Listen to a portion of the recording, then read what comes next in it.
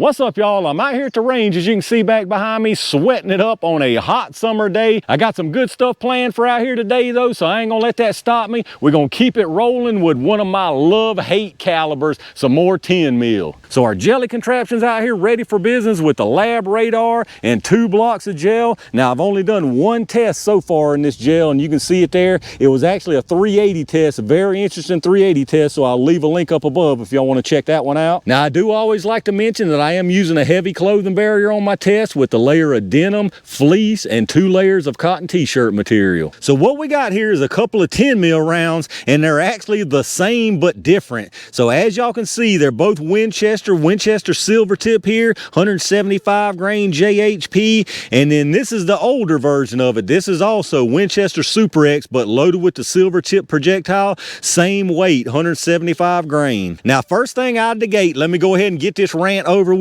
This is a 175 grain projectile on this new box, and they're saying 1,200 feet per second at the muzzle. Y'all know me. For me, even before I even squeeze the trigger on this thing, this is not my idea of real 10 mil. Now, it may meet that at the 50-yard deal, but y'all know what I judge these things by. 1,200 feet per second from a 175 grain projectile. That ain't cutting it for me as far as 10 mil is concerned. Now, the older version has no ballistics at all on the box, so I don't know what to expect out of this.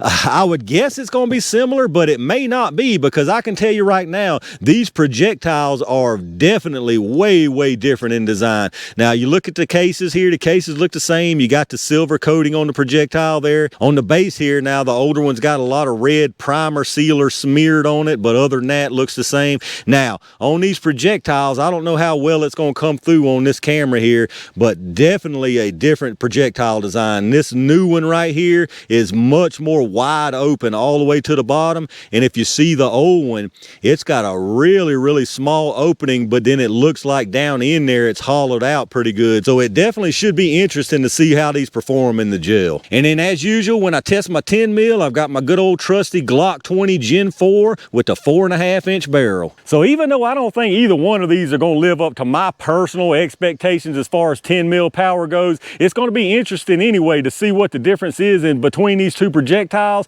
So let me get this stuff set up and let's check them out. All right, let's get some speeds on these things, y'all. I'm going to do a 5-round average from each one of them. We're going to start with the old ones first. Remember, the box was saying 1,200 on the new ones. It didn't say nothing on the old ones. So if y'all not familiar with this lab radar, I know I mention it every time, but I know I got new people all the time. You'll get multiple readings on this. The big numbers, your muzzle, and then you're going to have 3, 7, 10, 25, and 50 yards along the bottom down there.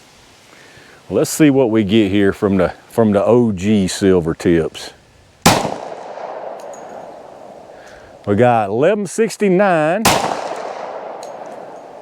1217, 1171, 1153, and 1182. So that was all 5 of them. We didn't even hit 1,200 on the old one, so let's see what the average was. All right, so our 5-round average that time was 1,178 feet per second. We did actually hit 1,200 with at least one of them, though. We had an extreme spread, though, of 64 and a standard deviation of 23.8. So pretty big extreme spread on that. Let me get it reset and let's check the new stuff. All right, let's check out the new stuff, y'all. 5 rounds of it also. I expect we're gonna see about the same out of this. Seems about right.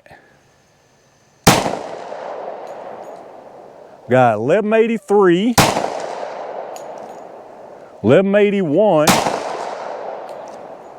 1195, 1165,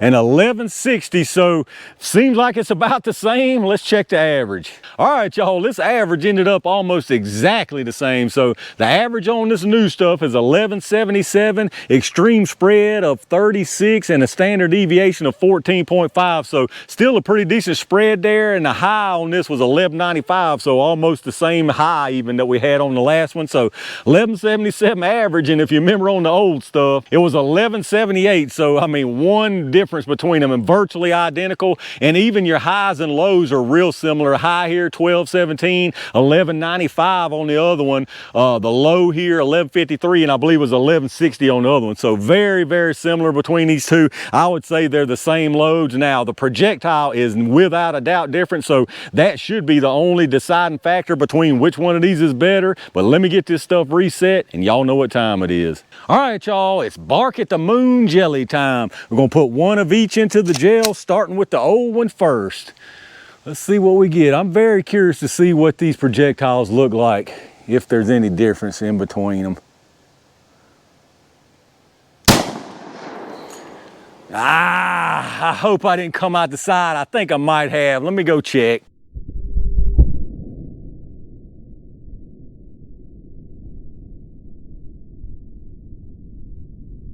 All right, y'all, sure enough, it went in straight as an arrow and curved out the side towards the end of that first block. It's really a shame too, because it looks like it was about at the end of its travel. So if it would have held on a little bit longer, now we're gonna have a mess down here, but we'll figure it out.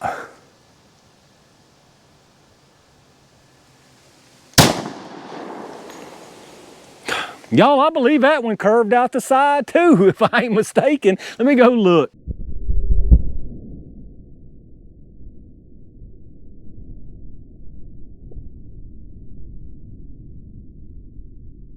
All right, we actually got lucky and held on to that one just by the skin of its teeth. So I'm gonna try to put this new one in between those two, but I'm probably pressing my luck. I may have to take another round and put it to the other side and just flip y'all back and forth, but maybe we can get lucky here. Let's see what we can do.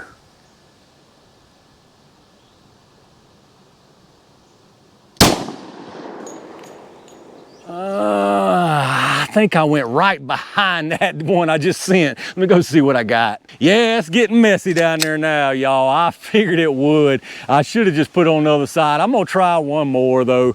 I'm trying to just keep them to the front so I can stay on one side without flipping y'all around, but let's see what happens here. All right, that one definitely should have been inside. Let me make sure I kept it out the other tracks.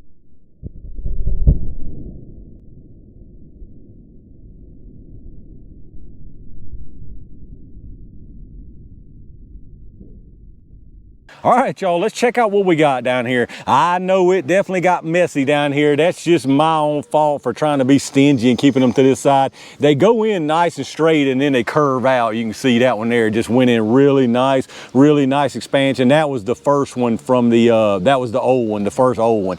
Really nice. You can see it definitely expanded all the way through this first block and then it popped out the side right there. And then the second old one's this one down here at the bottom. It's actually behind the third round that came out the side right here, but I'll show you again from above. Everything you're seeing, all that whole entire size, that's behind the smaller track. So all of that is that wound channel, just to give you a good idea. Obviously you can see it comes in very nice expansion, really nice spiral in action. You can see there all the way through that first block, and then it rests down here, not quite backwards, but looks like it's got some really nice expansion on that. And again, that was the old one there. And then the new one that I finally decided to quit being so stingy on and just go over towards the middle. It's pretty much in the middle down there. It's a little bit behind this one, but I'll give you a view from above. But very nice expansion on that one. You can already tell, really nice disruption. Looks like it shed a little bit of its material. You can see some petals in some of these that came out the side too. Actually, pretty much all of them's got some jack, it looks like.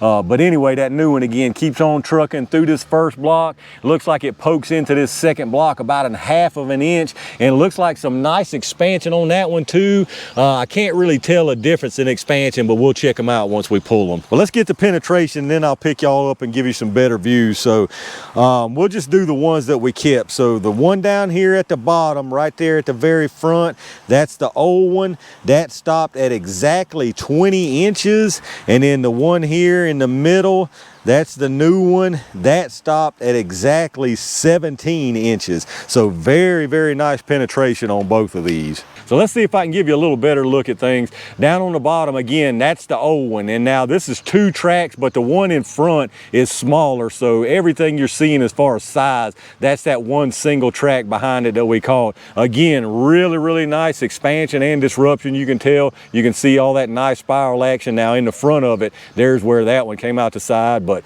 if you follow the one that stayed into this second block, and you can see it there a little bit more out the side, and we would have lost that one. And then from above, you can clearly see this new one. So it's that one right there, pretty much in the middle. As you can see, very, very nice disruption there. So really nice expansion, no doubt about it. Keeps on trucking here. It's this one right here, all the way through that first block. And there you can see it pokes about 1 inch into that second block.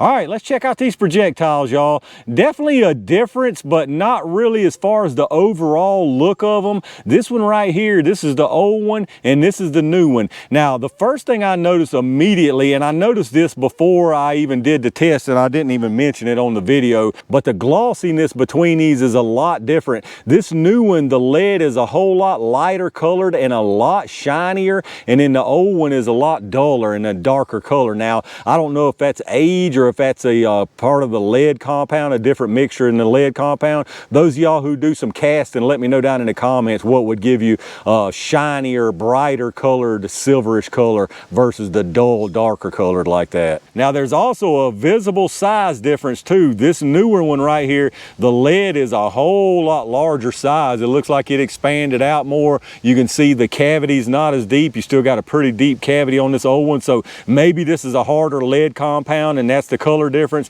Now, as far as the way they look expanded, they look like they did the same thing. They worked in the same way. You can see the jackets look really similar.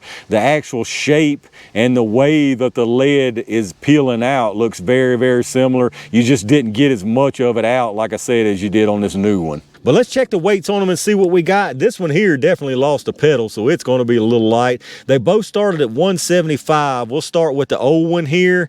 This is actually 176.2, so definitely nothing lost there. And then the new one is 174.7, so definitely some loss there. Like I said, you can obviously see there's a piece of the jacket missing on that one. Now, as far as the sizes, these are actually going to probably be very similar just because it's going to be the jacket that's the biggest part. If we do the old one here first, you got 746, 745, and 747. So really, really nice expansion on that one. Although, like I said, most of that is jacket. And in the new version here, you got 753, 839 this direction with big old jacket pieces sticking out, and then 612 on this shortest area here where you lost the pedal. So very, very nice expansion on both of these. But again, a lot of that was the jacket. So there you have it, y'all. The Winchester Silvertip 10mm current day version versus the older version here. Virtually no difference in between these. Now, you do have some little small differences. I would say this lead compound's a little bit different. This one's probably a harder compound, but overall, you pretty much got the same kind of action here with your expansion. It looks about the same. Really, really similar as far as penetration, and the speeds were almost identical. All right, y'all, that's a wrap for what I think was another pretty interesting 10mm test. I hope y'all are proud of me for keeping my 10mm ranting to a minimum throughout that video, but I'm gonna have one more say right here and just tell you right now that neither one of these meet anything close to my expectation of 10mm. Y'all have seen what I expect from 10mm out of that buffalo bore. This stuff is 175 grains moving sub 1200 feet per second. I don't care what a 50 yard says or any yard measurement says. That right there to me is not no 10mm. Now, that being said, this is another one of them times where I'm gonna tell you it ain't no good for 10mm, but it did a great job in the gel, because as y'all can see, just looking at this test right here by itself, both of these rounds did great in the gel. You had really nice penetration and very nice expansion out of them. So by no means would I say this is junk ammo in the overall big picture, but y'all just know my feelings when it comes to 10mm. But let me know what y'all think about the performance from both of these out here. Did you see much difference as far as the old versus new. There were some definite little small subtle differences, but I think personally overall they're basically the same round and same load. If you did enjoy the video, reach down and hit that thumbs up button. Make sure you subscribe to the channel and make sure you've got your notifications turned on so you don't miss anything when I upload it. If you're doing some shopping, check out those affiliate links in the video description. Anything you buy after going through any of those links down there, I get a kickback from them towards the channel, so that really does help. Once again, I appreciate all my Range Gang members and every single one of y'all out there for supporting the channel the way y'all do by watching these videos, hitting that thumbs up, subscribing to the channel, and again, leave me some comments down below. Let me know what your thoughts are on this. I've got a couple more good things planned for out here today and plenty more coming down the line, so stay tuned for that. And in the meantime, stay safe, stay prepared, and I'll see you soon.